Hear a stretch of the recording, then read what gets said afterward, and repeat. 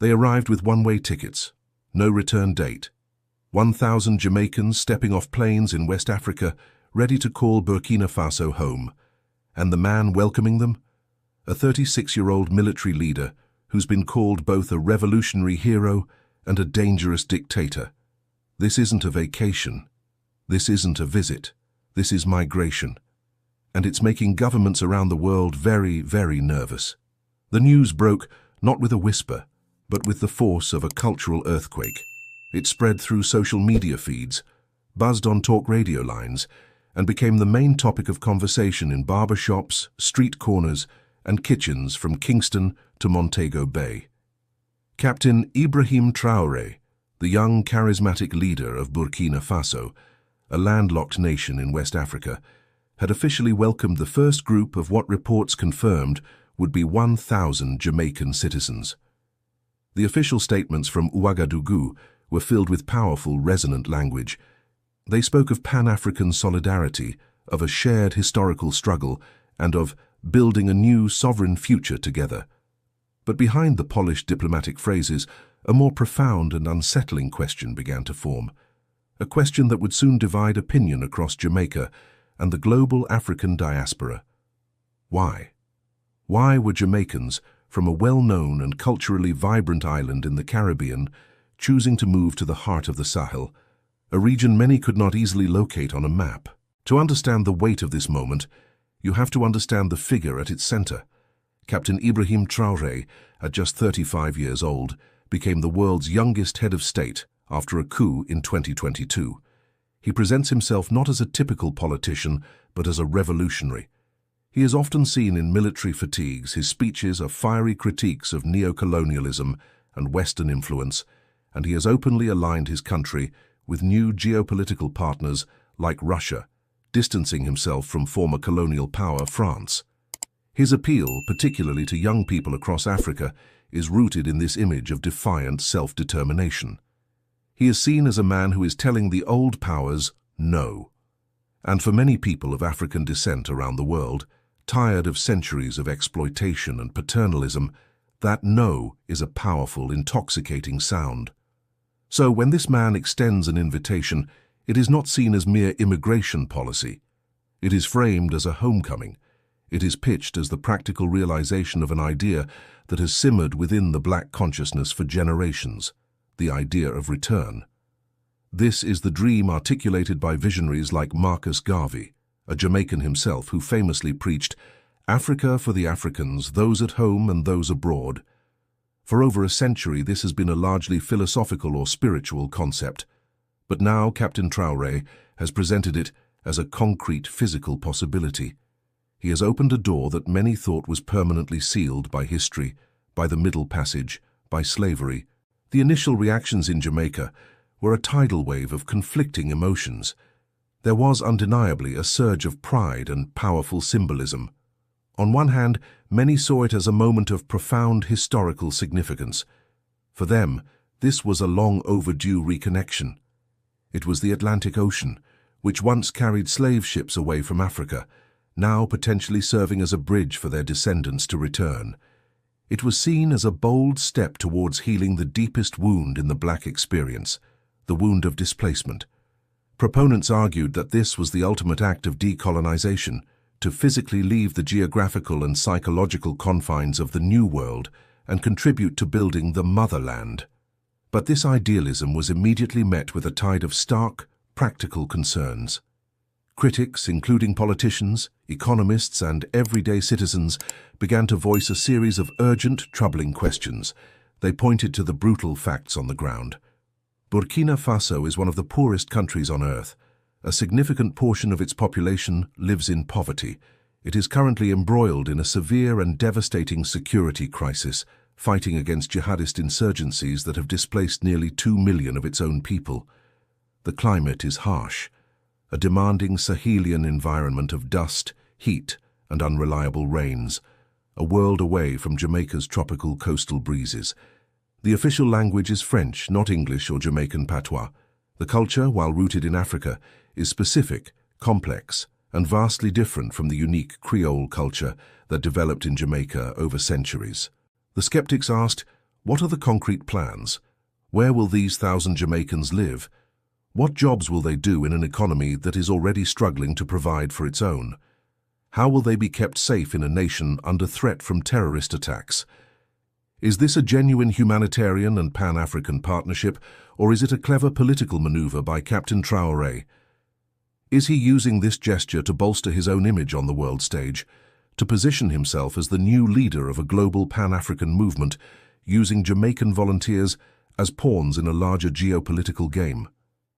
These questions hung heavy in the air, creating a deep and emotional schism. The same invitation that felt like a homecoming to some felt like a dangerous, almost suicidal misadventure to others. The stage was set for a national and indeed global debate that would force an uncomfortable reckoning with history, identity, and the very meaning of freedom. The announcement from Burkina Faso did not just make headlines, it entered the bloodstream of Jamaica. It became more than a news story. It became a mirror, reflecting the hopes, fears, and complex identity of a nation. The reaction was a study in contrasts, a loud, passionate, and often painful conversation happening simultaneously in living rooms, on radio waves, and across the digital landscape of the diaspora. To truly grasp the depth of this divide, you have to listen to the voices from the ground. In Kingston, the heartbeat of the island, the energy was palpable. At the departure gate for the first group of volunteers, there was a feeling of historic occasion. It wasn't just sadness at leaving, it was a sense of mission. We spoke to several of these pioneers. There was David Clark, the 32-year-old mason from Spanish Town we mentioned earlier, a man with calloused hands and a determined gaze. He explained his decision with a quiet intensity. "I build things," he said. "I build walls, I build houses. But here, I feel like I'm just building for someone else's dream." When I heard Captain Traoré speak about building a nation that is truly free, that answers to no foreign master, it struck a chord in me. This isn't about running from Jamaica. Jamaica is my home, it's in my blood. This is about running towards an idea. The idea that we as black people can create something for ourselves from the ground up. It's a challenge, and I am ready for that challenge. Then there was Dr. Imani Sharp, a 41-year-old agricultural scientist from Mandeville. For her, the move was a professional and ethical calling. "For years, my research has been on sustainable farming in arid climates," she explained. "I've published papers, I've consulted for international bodies, but it always felt abstract. Burkina Faso is on the front lines of climate change. They need this knowledge. This is a chance to apply my life's work, not for a corporation, but for a community, for a nation trying to achieve food sovereignty. This is the most real and meaningful thing I will ever do." These individual stories were powerful. They spoke of agency, of purpose, of a deep-seated desire to be part of something larger than oneself. They were fueled by a powerful narrative of Pan-Africanism that has been a cornerstone of Jamaican intellectual and cultural life for generations. The music of Bob Marley, with its chants of "Africa, unite and emancipate yourselves from mental slavery," provided the soundtrack to this movement. For this group, Traoré's invitation was the political and physical manifestation of that very emancipation. But for every voice filled with hope, there was another laced with anxiety and skepticism. The concerns were not born of malice, but of a fierce protectiveness and a stark assessment of reality. A prominent Jamaican political analyst, who wished to remain anonymous to speak freely, laid out the case for caution. "We must be sober," he urged. "We cannot let powerful symbolism cloud practical judgment. This is a monumental life decision, and we are talking about 1,000 of our people. The government of Burkina Faso, for all its revolutionary rhetoric, is a military junta. Its stability is not guaranteed. The security situation is dire. What is the contingency plan if things go wrong? How do we evacuate 1,000 people from a conflict zone? This isn't a cultural exchange program. This is a high-risk relocation into a nation facing existential threats. We have a responsibility to ask these hard questions because the potential cost of failure is human lives." This sentiment was echoed in the worried conversations of families. Mothers and fathers wondered aloud if their loved ones were being naive, if they were trading the known challenges of Jamaica for the potentially catastrophic unknowns of Burkina Faso. They questioned the wisdom of leaving a stable, if imperfect, democracy for a military-led government. The cultural divide also loomed large. Jamaica is a famously religious society, with a strong Christian foundation alongside its indigenous traditions like Rastafari. Burkina Faso is a predominantly Muslim nation. While religious tolerance is a stated value, the day-to-day realities of integrating into a different religious social fabric presented another layer of uncertainty. The debate spilled over onto the global stage, particularly within the vast online communities of the African diaspora. Social media platforms became digital battlegrounds. On one side, users celebrated the Jamaicans as vanguard, pioneers, and the physical embodiment of Garvey's dream. They shamed the skeptics as having a slave mentality of being too mentally colonized to seize this historic opportunity. On the other side, commenters called the move a stunt, a one-way ticket to a disaster, and accused Traoré of exploiting black trauma for his own political gain. They posted maps highlighting the conflict zones in Burkina Faso and cited economic data showing its poverty levels. The digital discourse was raw, emotional, and often lacked nuance, but it highlighted one thing clearly. Captain Traoré's invitation had touched a nerve. It had forced a conversation about identity, belonging, and the future of the African world that was long overdue, and it was a conversation that was as divisive as it was profound. There is no simple ending to this report, because the story is just beginning. The planes have landed. The 1,000 Jamaicans are now on the soil of Burkina Faso. The powerful hook of the invitation and the passionate heat of the debate have now given way to a new, uncertain phase, the reality of integration. The resolution of this story will not be written in a day or a month or a year. It will be written slowly, painstakingly, in the day-to-day lives of these pioneers and the Burkinabe people who now host them. The world is no longer just watching the discussion. It is now watching an unprecedented social experiment unfold in real time. The first images emerging from Burkina Faso are a powerful mix of symbolism and stark reality. There are photographs of Jamaican men and women in their new surroundings, their vibrant island clothing a striking contrast against the burnt orange earth of the Sahel. They have been greeted with official ceremonies. Captain Traoré himself was present, shaking hands, speaking of brotherhood. The initial reports from the ground speak of a warm, if curious, reception from the local population. But the challenges are immediate and immense. The first hurdle is language. While the Jamaican delegation includes some French speakers, the majority are navigating a new world with a severe language barrier, relying on translators and gestures for basic communication. The food is different, heavier on millet and sorghum, a world away from the yams, rice, and peas of a Jamaican dinner table. The climate is the most inescapable challenge. The dry, dusty heat of Ouagadougou is a physical shock to systems accustomed to the humid, ocean-cooled air of the Caribbean. The question of their contribution is central to the experiment's long-term success. What will these 1,000 souls do?